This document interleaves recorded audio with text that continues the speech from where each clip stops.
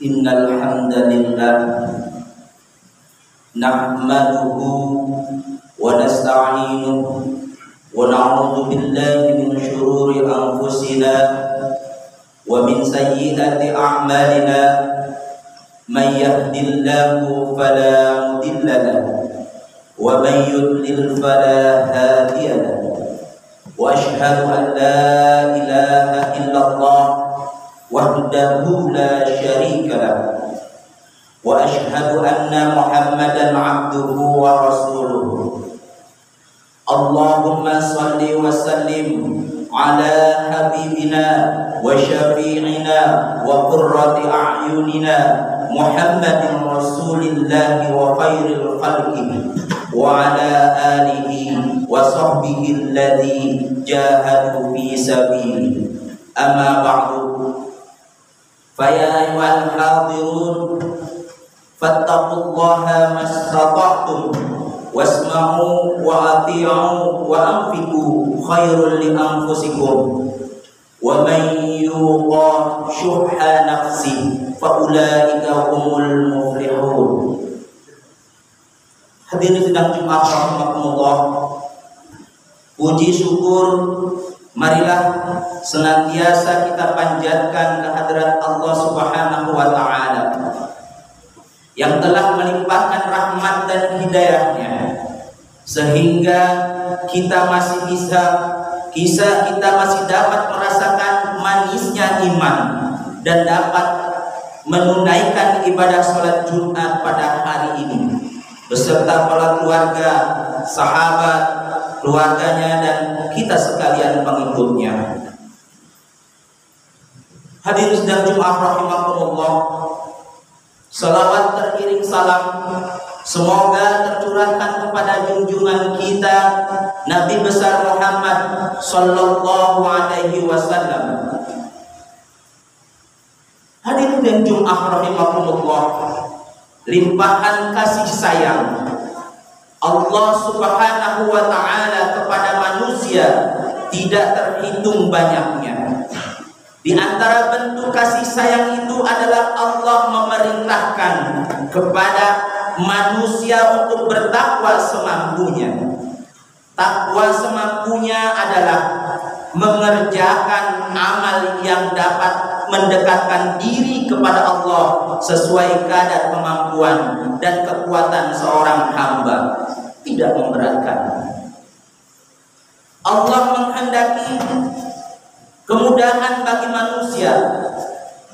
Sebaliknya, Dia tidak menghendaki kesukaran bagi manusia.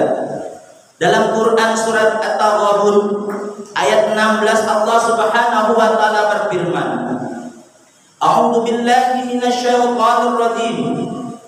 Fattaqullaha mastata'tum wasma'u wa ati'u wa anfiqu khairul li anfusikum wa may yuqa syuhha nafsi fa ulaika humul muflihun.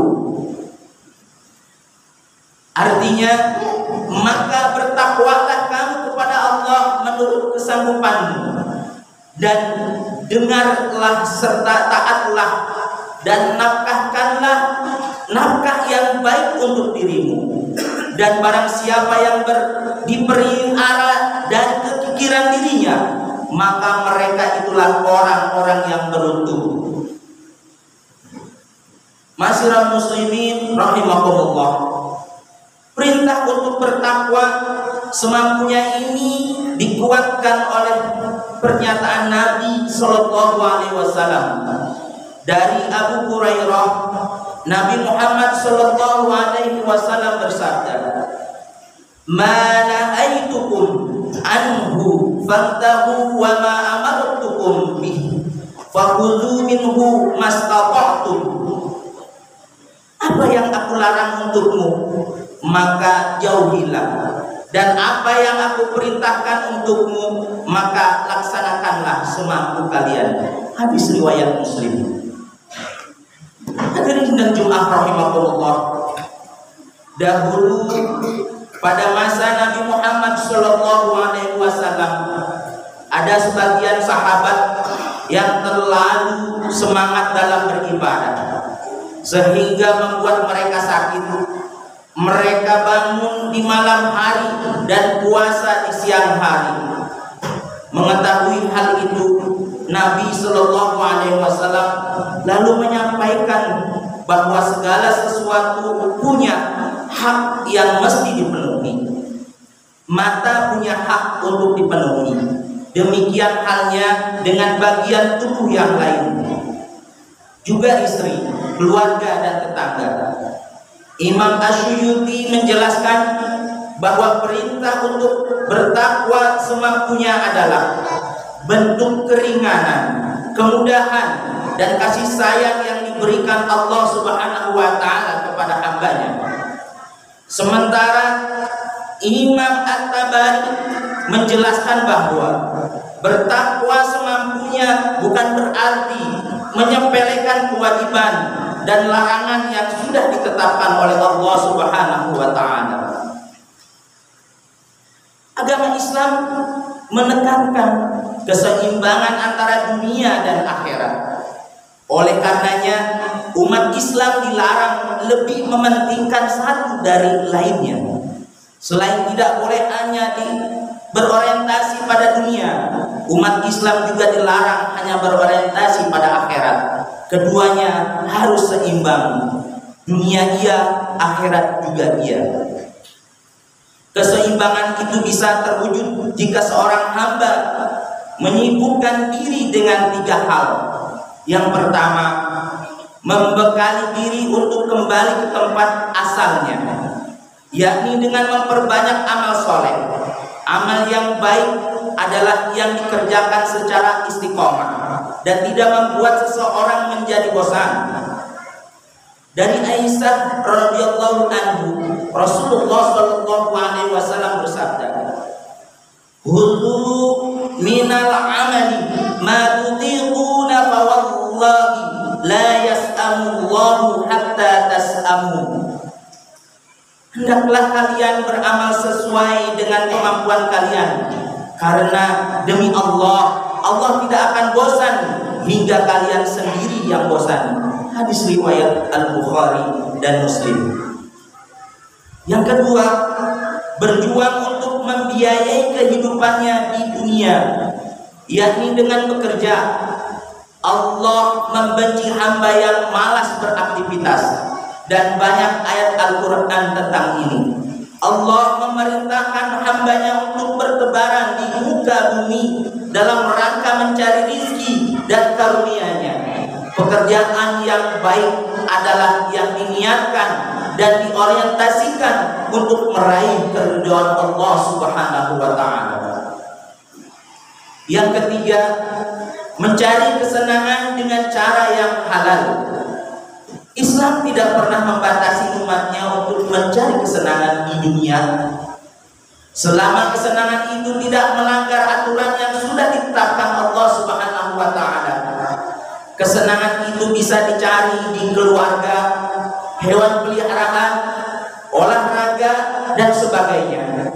Jangan sampai terbesit anggapan di pikiran kita bahwa Islam adalah agama yang memutus mata rantai kebahagiaan dan kesenangan umatnya. Hadirin dan jemaah rahimahumullah, perlu kami ingatkan bahwa takwa semampunya bukan berarti kita menyepelekan amal ibadah dan sesuka hati melanggar larangan-larangannya. Takwa semampunya adalah taat kepada perintahnya dan menjauhi larangannya, mengingatnya dan tidak melupakannya. Takwa semampunya itu kita mencintai iman dan membenci kekufuran, bersyukur ketika diberi nikmatan dan sabar ketika diberi cobaan. Allah telah memberikan berbagai macam jalan ketaatan seperti sholat, puasa, zikir, menyenangkan keluarga, berbuat baik kepada tetangga, dan sebagainya. Semua itu merupakan bentuk kasih sayang Allah kepada hambanya. Sebab dia tahu manusia adalah makhluk yang mudah bosan dengan satu bentuk ketaatan. Hadirin sidang Jumat rahimahullah, jangan sampai karena terlalu semangat dalam beribadah kita malah menyakiti diri sendiri dan melalaikan hak sesama manusia yang perlu dipenuhi. Sebaliknya, jangan sampai pula kita tergerak untuk beramal dan beribadah hanya karena takut kepada siksanya. Nauzubillah summa nauzubillah min dzalik. Semoga kita senantiasa diberikan petunjuk kepada jalan yang benar, keistiqomahan dalam taat, dan dijauhkan dari segala macam dosa. Amin amin ya rabbal alamin.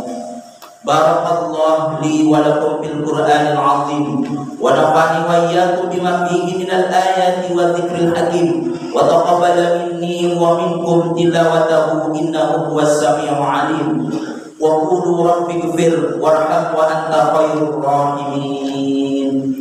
Allahumma shalli ala sayyidina Muhammad wa ala ali sayyidina Muhammad.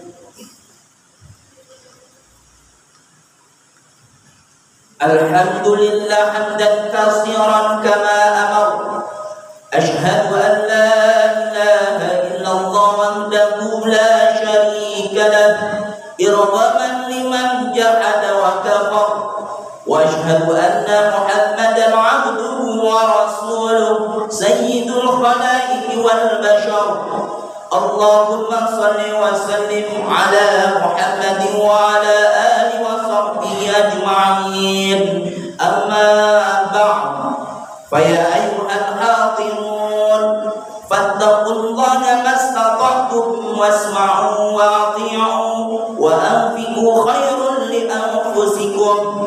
Wa qala Allah ta'ala fil Qur'anil Karim, inna Allaha wa malaikatahu yusalluna 'alan nabi ya ayyuhalladzina amanu sallu 'alaihi wa sallimu taslima. Allahumma salli wa sallim 'ala Muhammadin wa 'ala alihi wa sahbihi ajma'in. Allahumma ighfir lil mu'minina wal mu'minat wal muslimina wal muslimat al ahya'i minhum wal amwat. Rabbana zalamna anfusana wa in lam taghfir lana wa tarhamna lanakunanna minal khasirin. Allahumma a'inna ala dzikrika wa syukrika wa husni ibadatik. Allahumma la tada' lana dhanban illa ghafartah wa la 'aiban illa satartah wa la hamman illa farajtah wa la darran illa kashaftah wa la daynan illa ataitah wa la hajatan min hawaa'idid dunya wal akhirah illa qadaitaha wa la maridan illa shafaitah bi rahmatika ya arhamar rahimin. Rabbana atina fid dunya hasanah wa fil akhirati hasanah wa qina adzabannar. Ibadallah, innallaha ya'muru bil 'adli wal ihsan wa ita'i dzil qurba wa yanha 'anil fahsya'i wal munkari wal baghi ya'idzukum la'allakum tadhakkarun. Fadhkurullaha al-'azim yadhkurkum washkuruhu 'ala ni'amihi yazidkum was'aluhu min fadlihi yu'tikum wa la dzikrullahi akbar. Aqimis shalah.